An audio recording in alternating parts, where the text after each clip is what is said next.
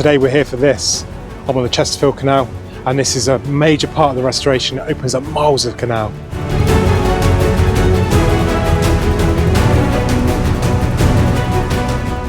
I'm back at Staveley Basin. This is a basin that was done a few years back and is leading on to the Trans Pennine Bridge and the new puddle bank sections, which I've been covering for a while on this channel. They are hopefully lifting the bridge today. We are just waiting to find out. But I bumped into Wobbly Runner, and we're just going to have a little look around. They've got the new site up behind us here. They're building some cafes and stuff there. They started this a few weeks back, didn't they? Yeah. Frames all up. If you haven't seen his channel, it's brilliant. If you want to do any railways or updates on the Chesterfield Canal, there's loads of stuff going on here, and recently it's been almost twice weekly updates, hasn't it, for the canal stuff? So. Yeah, it's been keeping me busy at Chesterfield recently. Yeah. Hopefully the bridge is going in today. We'll find out in a minute, won't we? So let's go and have a little look.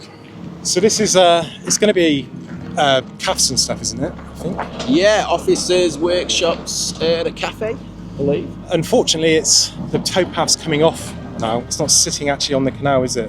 No. Like we were expecting, but it's still going to be nice to be able to come and sit by the basin and sort of have a cuppa and whatnot. And it's good to see development on the canal as well, because the thing is with development is it drives other development. So they're going to want business coming in from the canal. So it's going to push the council then to help and give permissions to go further forward with the canal as it goes. So any development on a canal that's certainly bringing people in is good development in my eyes.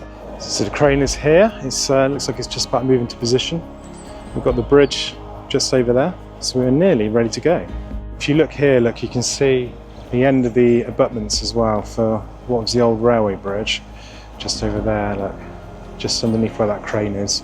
If you look where the end of the boom is, and that runs through there, they've obviously backfilled this section to allow sort of access and stuff. So you can see the paths are starting to change already, but it's all ready to go. So this is coming up off the canal, going up onto the old railway line ahead. And you've got the old railway line comes across here, and the bridge location is just behind us here, and that's ready to go as well. So you can really see the location of the bridge as well now. So if you look literally just behind me here, they've got, you can probably see the pad on the other side of it, and the bridge is going to go directly in here. So you can see the bridge just behind. It came in two parts, so they had to weld it together. That was done in the last few weeks. There's been a few delays on this, mainly because of the weather. It's absolutely hammered it down. So it's now Monday. It's 4 days later. Now what happened is they sent a 330-ton crane rather than a 300. It might not sound like a big deal. It's a bigger crane, it's got more lift, but the problem is the pads that they prepare for it, because it's so wet here, because this is an old canal line, remember, it's clay bed, it will hold the water. They dug down and they put like a hardcore basin, and that hardcore base just wasn't suitable for the new crane. So when I was here on Thursday last week, they were trying to sort it out, and they were trying to make it bigger to take the heavier crane, but unfortunately they just couldn't get it done, and it was too wet by the time they had actually got it done that they couldn't do anything with it. So fingers crossed today it's going to happen. So I think it's the same crane, it looks like the same one, and they're currently putting there's actual pads that you put down on top of the pad they built. So they're fitting those down now. They're actually extending the crane legs out now and getting ready to lift the bridge, just sort of there, look if you can see it. So without that blue pad being on a stable base, there wasn't much hope of doing a big lift. So the first thing that needs to happen is they need to put the pillar in. Now the pillar is going just over there. There's a concrete pad, you can see the guys have stood next to it now. That's going to obviously sit in there as one of the supports across.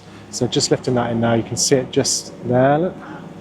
And they're going to drop it in, then the bridge comes straight after. So let's watch it go in. So sticking up under that platform will be a whole bunch of studs, and there'll be holes in the bottom of the ring of that piece there, and they literally just drop them down onto that, line them up, and then it will bolt them down. They probably have some expansion joints to go in it as well, so it's just underneath the right round base of it, and that allows movement of that bridge in winds and stuff like that, and heavy weights going across. So it's just going in, look, you can see it just dropping on, a couple of tactical taps on the threaded bar as it comes up through, and they should be able to drop it in. These things have to be pretty much millimetre perfect when they're doing them. And we have action. So you can see how they've tied it up. They've got sort of two sets on there and a counterweight. Now one end's longer than the other, which goes across from the span, the section that was put in a minute ago, to the other side. So There's been a bit of time set up, but they're spinning it in now. They're spinning it across in front of us here, and then they're going to drop it into position. You can see they've got some bracing bars across the top there. That's to stop the actual bridge from pinching in on itself as they're lifting it. You can see just over there underneath the end of the bridge as well. So that's a horse step. So you're not allowed to take horses directly over the bridge. So you've got to have basically a place to mount and demount the horses so you can lead them over.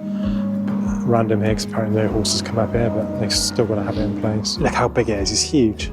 It's bigger than it looks actually when it's down, so they had to bring it in 2 parts and they welded it together on site because it was so big to bring it in by lorry. The bridge is about 60 or 70 tons, so it's a big old weight. And when they've kind of got it out, it actually weighs more, so the sort of the dead weight of it is a lot heavier. It's 100 odd tons at that point then. So just doing the final adjustments now. So again, it's similar to what they did on the first bit they put in. There'll be a load of threaded bar coming out, which have got a bolt to. So they've lined up this end and they're just doing the other end now. It's massive for the trust. This is. I think it's the rebuild of momentum after so many years where really we haven't been able to make big significant progress. Everything's been incremental. This is the first really big thing to happen in all of that time. So the great thing about this bridge is it opens up so much more work on this canal. Without that in place, they couldn't get through to the puddle banks, and the puddle banks are just ahead of us here, and they need to move 100 movements a day for 6 months, 5 days of the week. So that's a lot of clay. Probably 20 tons of movement. So yeah, thousands. With that in place now, they can pull it all through here, run it to the puddle banks, which are just up ahead of us here, and start building them up, because at the moment they're too low. Now, I've covered the puddle banks before, so I won't go up there. But basically if you stand on the puddle banks now, the actual canal level is about, the bottom of the canal is where your head is. So they've got a heck of a lot of clay to get through there. What is happening down here now is further works to clear down here. Well, not clear actually, this is more archaeological. So you can see this is an old, I keep getting told it's a railway bridge. It's hard to see on the maps because of where it sits. You've got the abutment there, and you can see just up ahead they've started digging out. And there's archaeological digs going on down here at the moment to clear what was an old basin down here. You've got the old abutments and stuff like they've got here, sort of copers. I'm not too sure I imagine that's part of the old sort of railway bridge that ran across over there. And this leads into the basin then, which is Bellhouse Basin. You can see the digger over the back there doing some work. Over roughly where the digger was, they found, I think it was 3 boats over there, and that was one of which was one of the old cuckoo boats, which is unique to this canal. They're now sort of digging this all out to see what else they can find. I think they're trying to find the sort of bottom of the wharf wall over there at the moment. There was once upon a time a branch bit that went off down that way as well. The design we've chosen because we want to keep the whole area to feel quite open. We really didn't want to have sort of big vertical sides and a sort of nice short bridge. And actually, when we did all the feasibility design on it, pretty much this sort of long span structure came in at a similar sort of price to something that got steep sides and much shorter span. So we wanted a nice open structure. We've moved out of the urban area of Staveley, we're moving out into the rural area, so keep it open. And also just play a nod, I think, to the sort of the history of the site. This was an old railway crossing. It was originally a brick bridge. This is now steel, but it just pay an echo of it, really. So it's quite cool to be able to walk across this before it's open to the public. So thanks to the Chesterfield Canal Trust, as well as O'Brien and Builders, who have allowed us to come across here today. It should be open, when this video goes out, it might already be open. They have a bit of stuff to do, sort of towpaths and stuff behind us, going underneath, and then also sort of the tracks going down. They've got to remove one and build one, but they're actually on top of it all. All the stuff on each side of the bridge is already done. So fingers crossed you'll see this video and you can come and visit. I'm Rod Orton, I'm the Secretary and Publicity Officer for the Chesterfield Canal Trust, and this is just a really great day for us because this is the first really big project we've ever run. This is phase 1 of it, over £1 million worth, and just the people turning up have been so excited. It's just been absolutely wonderful. We've managed to get the TV people here, wonderful people like Stephen with their drones, and this just demonstrates the intent of the Trust. We're not just here to build this bridge, we're not just here to restore this little bit of canal, we want to get the whole thing done so we can get connected up, and all 46 miles of the Chesterfield Canal one day will be connected up. Thanks very much. So from a major project, a big day for the Chesterfield Canal Trust, a big day for the future of the Trust. Have a great day.